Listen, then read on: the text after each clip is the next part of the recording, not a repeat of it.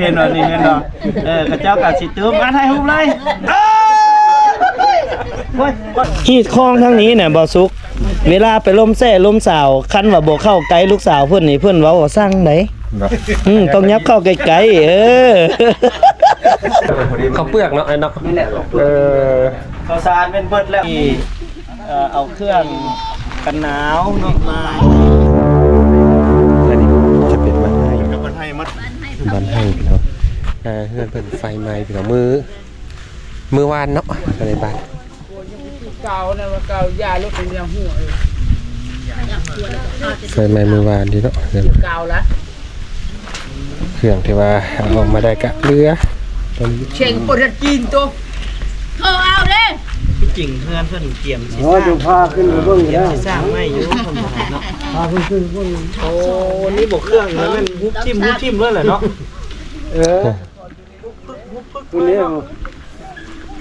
วันนั้นพระห่มให้ตั้งเป็นเอาไปสั่งได้เนี่ยเก็บทิ่มลง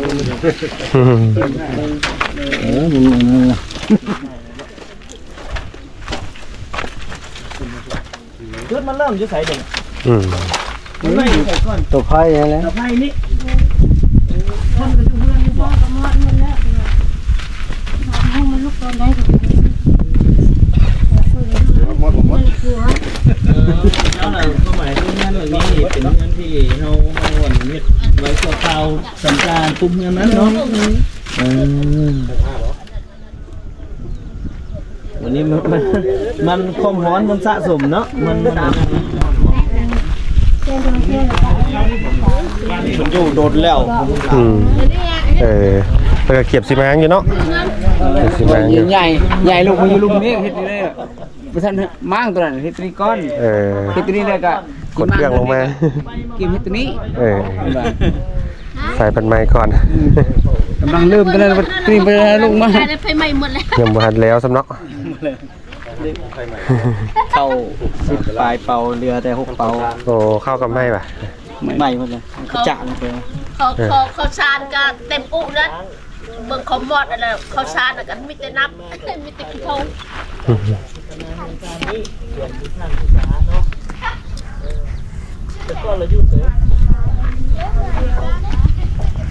จ้าเอ๋พ่อแม่เป็นยังไงเพื่อนโอ้กำลังกินข้าวเลยกินส้มวะกินข้าวกระปุ้น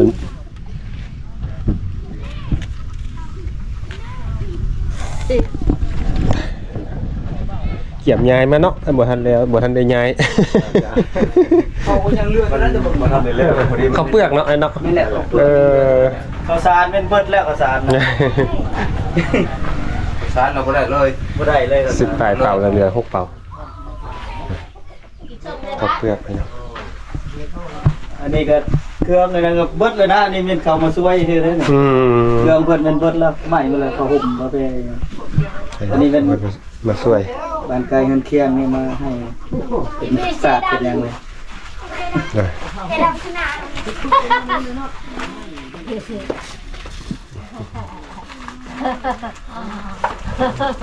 เราเสียยาวดูกระถางที่ไปได้ดี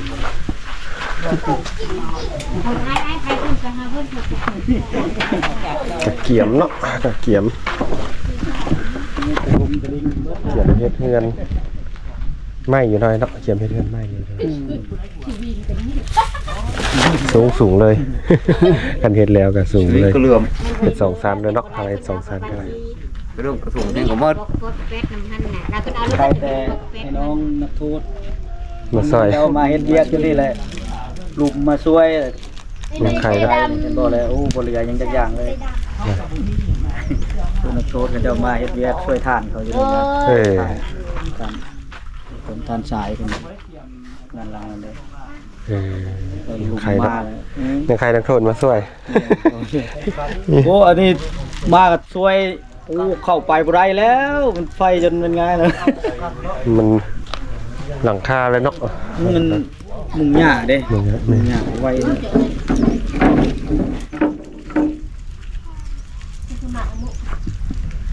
โอเคประมาณนี้พี่น้อง ที่เรียนวิชาไม่รู้ตัวนี้ ก็เกือบหมดเนาะเกือบหมด เครื่องเกือบหมด นี่บอกจุดที่ว่าเว้าว่าสิมาสร้างงานผ้าเดี๋ยวอยู่นี่แมันบ่โดยสิมาปุ๊บตูบอยู่นี่แล้วน่ะสิมังอยู่แล้วตัวนั้นกันเนาะโดยแม่นเพราะว่าเพิ่นเกี่ยมเฮ็ดเงินเด้โดยนั่นแหละแต่ว่าบังเอิญอันที่ไฟนี่มาไล่ออกแบบทันอย่าไล่ออกมาอยู่พี่ไว้ออกกับบ่ทันบ่ อันนี้ก็โซกก็เศร้าเด้พี่น้องแต่ว่าเฮ็ดให้มันมีสีสันให้ว่าเนาะแต่บ่อันนั้นเนาะเงินคำบ่ได้เสียหายอย่างตี เดือนเงิน500,000ในพื้นสนอน ป้าอยู่พื้นจะนอนบ่แม่นเสื่องเมียติบ่โอ้ยยันเสื่องเมียนะเสียรับบาทนี้อุตส่าห์เสื่องไว้เฮิงแล้วนะ500,000นะเอาบ่เป็นหยังดอกก็เสียหายแต่เข้าเนาะโดยเข้าหันจักเป่าก็ เขารวมหมด15เป่าได้อยู่6เป่ายังได้6เป่าโดยส่วนใหญ่ก็แม่นเครื่องเฮือนเนาะเป็นสนอนซากนุ้งจำนวนใดนึงเครื่องนุ่งนี่ก็น่าจะบ่มีปัญหาหยังหลายดอกเป็นก็ได้เพราะว่าเขานุ่งไปได้ก็นุ่งไปโดยนุ่งได้ก็ได้มีแต่เฮือนซ่านก็ยังดีที่ว่าเป็นตูบที่เพิ่นเกี่ยมสิม้างแล้วเนาะบ่ซั่นนี่ก็คันเป็นเฮือนแน่นหนาถาวรกว่านี้นี่ก็โอ้ก็เพื่อสิได้ฟื้นโตก็บ่ธรรมดาแต่นี่ก็ยังดีที่ว่าเพิ่นมาปลุกอันนี้ก็เรียกว่าโอ้ยเกือบแล้วได้นี่เนาะเด็กก็ยังมีสนอนอ่ะเดี๋ยวบ่เตียงเอาอันนี้มาให้เด้อนะพี่เขา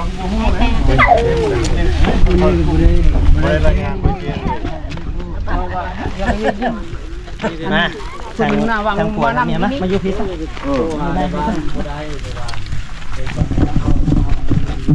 ถึงมันสิน้อยบ่หลายแต่น้ำใจเด้อเต็มใจมาเนาะนี่ก็สิมีทั้งหมักเพชรทั้งแป้งนัวเนาะแต่ว่าเกลือบ่ได้เด้อบ่ได้ซื้อเด้อเอานี่เอาพอห่มมานะพอห่มมาแก้วนี่เครื่องนุ่งจำนวนใดนึงเนาะใหญ่ใหญ่จังเลยเอา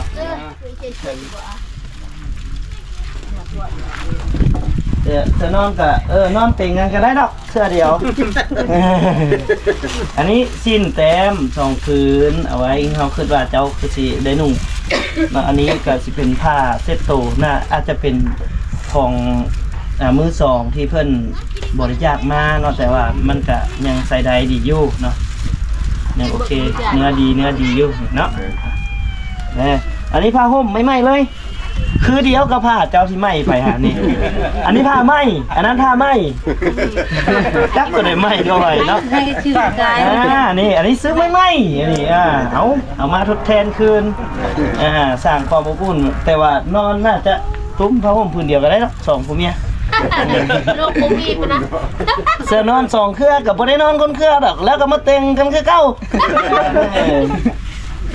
อันนี้เป็นเครื่องนุ่งเด้อติ่งลายแตกเครื่องนุ่งอะไรเครื่องนุ่งของคือข้าวคัดแล้วแหละตัวนี้นะข้าวคัดเขาหน้าว่าน่าจะสินุ่งได้นี่มีเหมือนปากก่อนเลยปากก่อนมาปากก่อนปากลงก่อนเอานุ่งตัวนี้เอานุ่งนุ่งเลยเชื่อนะตัวแก้วนี่ตัวนี้ให้ผัวให้เมียให้มันล่อเช่นกันแล้วอันนี้เอาจากบนเตียงเลยมั้ยบนเตียงนุ่งให้เด้อล่อรถนี่แน่เห็นบ่น่ะโอ้ยเบิ้งคอเสียนี่เห็นบ่งามเลยฮะเห็นบ่มันเกิดปั๊บมันเสร็จแล้วเนาะเศร้าแล้วมันเป็นไปแล้วล่ะป้าพ่อไปนี่ก็คิดน้ำใจเนาะที่บ่เตียงมีให้เนาะล่ะครับบ่แม่นเนาะแถมอีกเท่าไหร่ก็เงินกันเสียไป500,000เราสิให้ 5,000 ได้อยู่เนาะเดี๋ยวไป500,000บ่มันว่าให้5,000ก่อนให้ 5,000 ก้อนมันหลายบ่อนเด้อบ่เตียงเด้อมันหลายบ่อนไปไอ้แม่เมียกับฮู้นำเงิน500,000เลยบ่ถามอีหลีว่าเงิน500,000น่ะเสื้อเมียบ่ เอา มาได้เสียงแล้วมาซื้อครอบครัวนี่ มีเชื่องบ่ ครัวเอาอันนี้บ่เตียงให้ตื้มอีก200,000เด้อก็ลุดไปครึ่งนึงแล้วแหละเอาลุดไปครึ่งนึงแล้วเอาจังไดก็สู้ๆบ่ซ้ำนี้มันก็ ใจเด้อ โดยมันบ่ถึงขั้นว่าเสียหายหลายเนาะอย่างน้อยก็มียังเสียหายแต่เข้าเกาเป๋าเนาะเข้าเกาเป๋าแต่หลักๆแล้วเพิ่นก็เป็นคนเบิ่งตามลักษณะของครอบครัวเพิ่นก็เป็นครอบครัวที่สร้างไม้ออกเฮือนไม้แล้วก็เป็นคนที่ขยันบุกบืนอยู่แล้วเห็นตั้งเสาตั้งหยังก็น่าจะต้องการจะพัฒนาตัวเองอยู่พี่น้องแต่มันก็คือเห็นน้ำกันนี่แหละเนาะได้สู้แต่จำนวนที่มันเสียไปตัวนั้นก็เชื่อว่าสังคมที่เพิ่นเห็นอยู่บรรดาเมืองหรือว่าบ้านเพิ่นคนครัวซอยมันก็น่าจะทดแทนตัวนั้นได้ก็อย่างนี้แหละที่ว่ามันเกิดสนิมิตแต่เฮาเอาจุดนี้นี่มาเป็นบทเรียนให้การใช้ชีวิตในครั้งหน้าเพราะว่าถ้าว่าเฮือนแน่นหนาถาวรกว่านี้นี่ถ้ามันเป็นแบบนี้มันเสียหายหลายนะเฮาฟื้นตัวบ่ได้แต่ว่าตัวนี้นี่มันก็เป็นเฮือนชั่วคราวที่เฮาเกี่ยมจะย้ายอยู่แล้วมันก็ยังดีเนาะเอาสู้ๆเด้อให้ฮักให้แพงกันครอบครัวสู้ใส่กันจ้านี่นั่นนี่ไงศิษาฮิตเด้อจะเห็นอยู่บ่สมมุติเราจะเจ้านอนนะกันนี่ก็จองพื้นทวิตเนาะแล้วกับเจ้ากันสิซูมเข้ากันนะนี่เห็นบ่นี่เห็นบ่กับเจ้ากันสิตุ้มให้ฮุบเลย1 2 หอมด้วยหอมนะบัดนี้หอมเลยนะเว้ยวัดไปเท่าไหร่เขาหอมเดี๋ยวอยู่บ้านเอาสู้ๆเด้อสู้ๆขอบใจกำลังใจดีแม่โดยยังสิมีหลายภาคส่วนอยู่ดอกเพิ่นกะเกี่ยมอยู่ทางเมืองทางหยังเพิ่นกับคนครัวกันอยู่เตรียมสิลงมาหาอยู่แต่ว่าก็ขอเวลาน้อยนึงมื้อวานนี้เกิดเหตุแล้วมื้อนี้เพิ่นก็คนครัวสิมาแล้วแหละแต่บ่เตียงหันสิมาคนเป็นกุ้งไว้บ่ฮู้เลย ขอโทษขออภัยนำหลายๆเด้อที่มาก่อนเด้อก็บ่ขอบใจหลายๆไปทางใดก็มีแต่ลูกมีแต่หลานให้ตุ้มหุ่มโดยโอ้ให้หักให้แพงมีแต่ลูกแต่หลานแค่ไหนคันว่ามีแต่เมียนี่อุกอยู่ได้เนาะเอาสู้ๆเลยก็บ่ขอบใจหลายๆโดยได้แล้ววันนี้บรรยากาศนะโอ้ครับขอบคุณเนาะอบอุ่นขนาดเลยแต่ก็ตัวจริงวะมันบ่ต่างอยู่ในกล้องหลายบ่หลอกกว่าใช้ท่าอยู่ก่อนเลยเนาะจะถ่ายนะ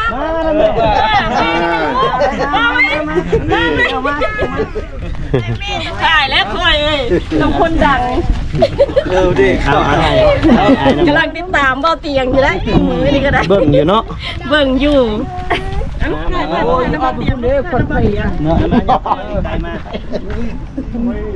หลับตาอยู่เป็นบอกเอาไว้อย่างเงี้ยคือเสื้อเพิ่งได้เลยโกงโกโปรเจงหมดเลย1 2นี่ได้มาเชียร์นั่นน่ะ1 2เข้าเลยมาบ้านพวกเขามาโอ้ยบ่ได้อันจับอันนั้นมาถ่ายรูปเนาะแล้วจังถ่ายไม่เนาะถ่ายคืนก็ได้ดอกหัวจะเข้าจริง1 2หน้าฮิปเข้ามาหน้าแม่1 2 3 1 2ยิ้มได้ยิ้มอยู่ได้ตอนนั้นนี่ก็เดี๋ยวไปท่านขอในบ้านเขานำซะเนาะตัวมอบตัวนั้นนะให้มันมีอันนั้นเลยเอามาใส่ของเงินมานุ่งค่อยดีใจที่ได้ต้องมาเอาครับเนาะมอบไม่มีอันซะเนาะค่อยมีคลิปแต่เจ้าหอมอย่างไรเด้อโอ้แม่เอาแล้วเข้าไม่ตายเลยโอ้ ในบ้านเพิ่นลี่อยู่ เอาถือไปนี่อันนี้ให้ผัวถือซะผัวจับมีแก้วมาให้เขาเลยได้ละ เรียตำเจ้า เอา 1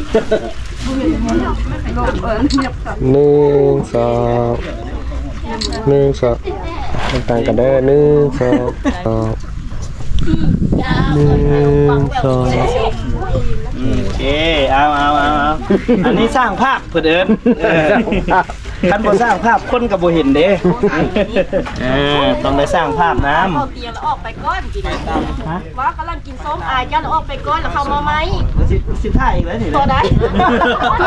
ได้รถค่อยบอกเขาตอนกิน โอ้ยเนาะใช่เด้ตอน อันนี้มันก็เฮ็ดยุ่มนี่อยู่ได้เสื้อไผสิเอาไว้นี่ได้เสื้อ เสื้ออย่างเบาเตียง เสื้อเครื่องนุ่งนี่นะเป็นเป่าอยู่หาคันสิเอา เตียงสิให้ก็เอาลงมาก็เอาหมดนั่นแหละไปก็ได้ ไผบ่ซุกไปเอาลงมาบ่ซุก เจ๊ก็เอาเลยเบาเตียง เอามือให้เจ้าเลือกเอามาให้เจ้าเลือก เลยลูกเป็นตาเนื้อก็เอาเด้อ เลยไฟไหม้กันได้ไปใกล้นะ เอาเลยมักเอาเลยเนาะมักเอาเลยโคกคักเลยดิเนาะคักเลยดิได้น้อยใช่ไหมนั่นแหละอย่าให้รู้เรื่องมันได้ละฮะเลือกเอาเด้อเอาลูก เลือกเอาเลย เลือกเอา สบานกันตุ๊บกันละตู้ใช้เดี๋ยวนี้ก็มีผมบอกคนมาเลือกเลยใช่ไหมกันนะร้านมันห้างกันเอาโลลงเลยแล้วตัวไหนมันเอาแล้วน้องเด้อ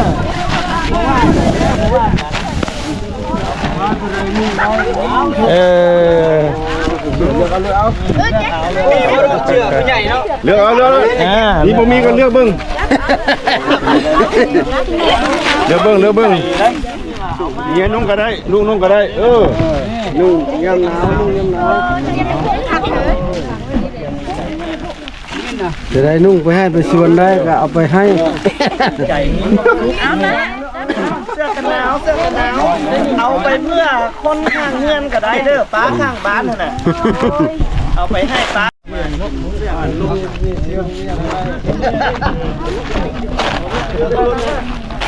เดี๋ยวเจ้าของเรื่องผู้ว่าเห็นไฟไหม้นี่ก็เอาได้เด้อผมแม่นบอกให้เอาเลยเด้อ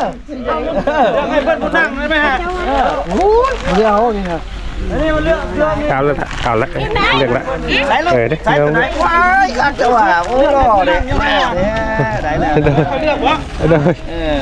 นี่แล้วก็เลือกให้เด้อผู้นั่งกันเด้อคักก็ได้ยามหนาวพอดีนี่แหละเพราะมุกเข้าใจทั้งพ่อแม่ทั้งเมืองปักงึมเด้อที่เอาเครื่องกันหนาวมาให้เราก็จะได้แล้วล่ะการสดเลยนี่ต้องมาเบิ่งกันว่าอายุตัวนี้ดีใจเราก็ดีใจทางดีมากจับตรงนู้นเลยคือเสื้อผู้หญิงนี่ค่อยยิ่งมีร้านนึงให้ลูกให้ร้านเด้อันนี้ไหมโอ้เป็นนี่คักเลยโอ้มันสร้างเรื่องอะไรหมดอะไรโอ้ตัวคักเลยงามเลยลูกหมดลูกหาคนวางเป๊ะแล้วได้ก็แต่ว่าคนงามบอกมันนี่เอวมันงามได้เสือไปนะเอวมันขัดโอ้บังโอ้ตัวนี้ให้เอาเลยพอดีเลยนะตัวพักเลยตัวนี้พักเลยเพชรสุกได้หมดแล้ว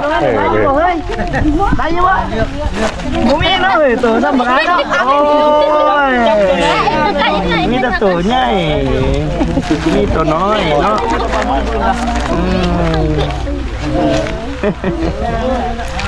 ได้ชิมมีความสุขพี่น้อง จับระบบเป็นพอดีเริ่มใช่แม่ ความสุขนี่แหละเก่งไปแม่คนให้ก็มีความสุขคนหับก็มีความสุขคนเอามาก็มีความสุขคือกันต่างคนต่างมีความสุขนี่แหละ คือสะพานบุญ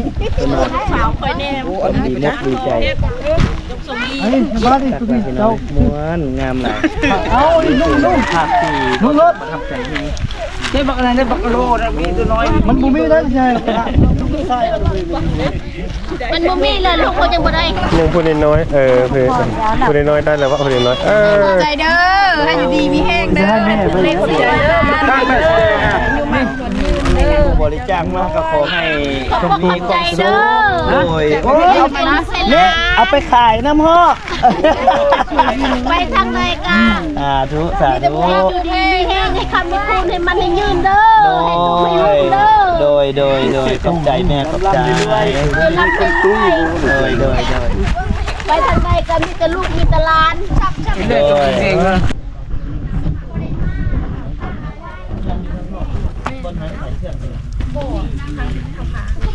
ข้างข้าง ใช่พี่น้อง ใส่เครื่องข้าง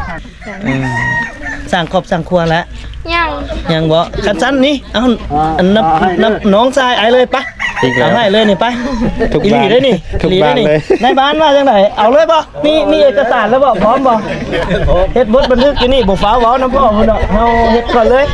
นัดเลยเนาะค่าดอกบ่แพงปานไหนที่บ่ล่ะ บ่มีคำตีถามแต่คำอย่างเดียวแหละ มีแหละ ว้ายคำจักร้อยจักบาท จากบาท2 บาทกัน จักบาท2 บาทก็ได้เนาะติดหนี้ไว้ก็ได้แม่นบ่เนาะติดหนี้ได้บ่ ปีนี้ได้ ติดอันนั้นบ่าวซุก เออ เอาไปยืนเฮียงน้องมึงจักบ้านมึงดูป้าเป็นจังไดเหมาะสมกันอยู่บ่ป้าเนาะบ่คือได้แบบสีคันบ่ยับเข้าไกลเนาะฮีดคลองทางนี้เนี่ยบ่าวซุกเวลาไปล้มแซ่ล้มสาวคันว่าบ่เข้าไกลลูกสาวเพิ่นนี่เพิ่นเว้าว่าสั่งไดต้องยับเข้าไกลๆมีผู้บ่าวมาไกลบ่สิจักเทื่อแล้วอ่ะเทื่อเดียวแม่นบ่เทื่อเดียวนี้แม่นบ่รู้สึกขนคิงลุกเนาะ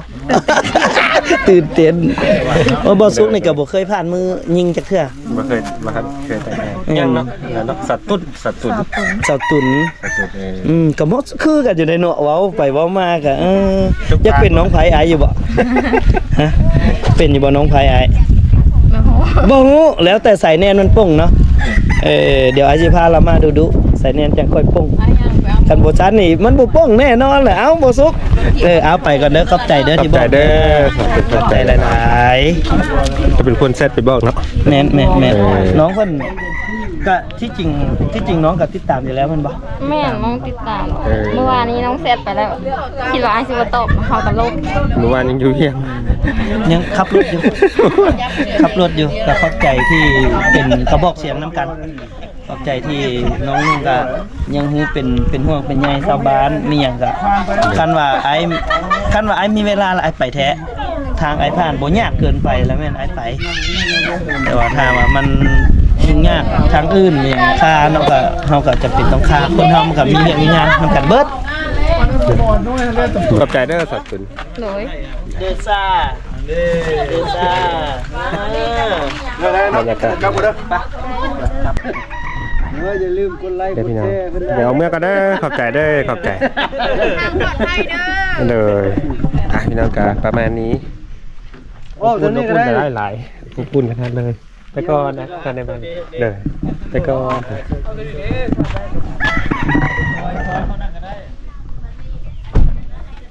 ไปพี่น้องอบอุ่นพี่น้อง